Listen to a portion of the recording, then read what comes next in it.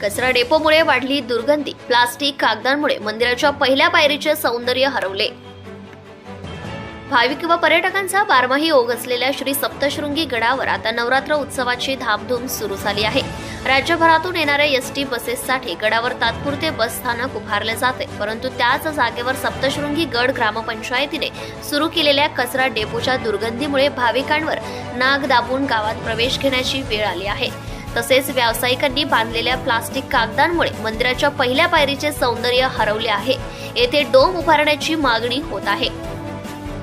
श्री सप्तशृंगी निवासिनी देवी ट्रस्टच्या वाढत्या विस्तारामुळे आणि व्यावसायिकांच्या टोलेसंग उभारलेल्या इमारतींमुळे गड एक छोटेसे टुमदार शहर बनले आहे। या ठिकाणी हॉटेल, लॉजिंगसह सर्व प्रकारचे उद्योगधंदे भरभराटीस आले आहेत, तर रोपवेचे वेगळे साम्राज्य देखील उदयास आले आहे। त्यामुळे कचऱ्याचे प्रमाण देखील या ठिकाणी वाढले आहे, परंतु ग्रामपंचायतीच्या नियोजन शून्य कारभारामुळे कचरा गावच्या प्रवेशद्वारात फेकला जातोय। त्यामुळे भाविकांचे स्वागत दुर्गंधीने होत आहे।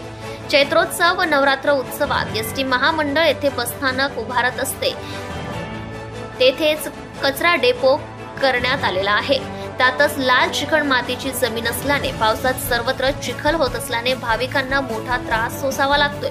महागड्या वाहनातून आलेले भाविक गडाच्या पायथ्याशी नांदुरीच्या पार्किंगमध्ये आपली वाहने उभी करून एसटी बसने गडावर येतात, परंतु दुर्दैवाने एसटीतून उतरताच त्यांना पाय ठेवायला जागा सापडत नाही। चिखल तुडवत निघावे लागते। एसटी महामंडळाच्या कायमस्वरूपी बस स्थानकासाठी शासनाने येथे त्वरित जागा उपलब्ध करून द्यावी अशी मागणी होत आहे। श्री सप्तशृंगी देवी मंदिराच्या पहिल्या पायरी समोर व्यावसायिकांकडून ऊन व पावसापासून बचावासाठी प्लास्टिक कागद, ताडपत्र्या बांधल्या जात असल्याने मातेच्या मुख्य प्रवेशद्वाराचे सौंदर्य लोप पावले आहे। येथे उंच डोम उभारण्याची जुनी मागणी होती। या कामासाठी 56 लाख रुपये देखील मंजूर झाले आहेत। हे काम नवरात्र उत्सवापूर्वी पूर्ण करावे अशी मागणी व्यावसायिकांनी केली होती, परंतु ग्रामपंचायत प्रशासनाच्या उदासीनतेमुळे या कामाचे खोंगडे भिजत पडले आहे। त्यामुळे व्यावसायिकांसह लाखो भाविकांना मोठा त्रास सोसावा लागतोय। परिणामी येथील प्लास्टिकचे लोंबकळणारे दारिद्र्य जैसे थेच राहिल्याने नाराजी व्यक्त होत आहे।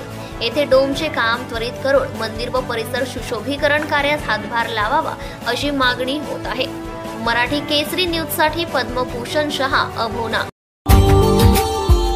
Subscribe now and press the bell icon. Never miss an update.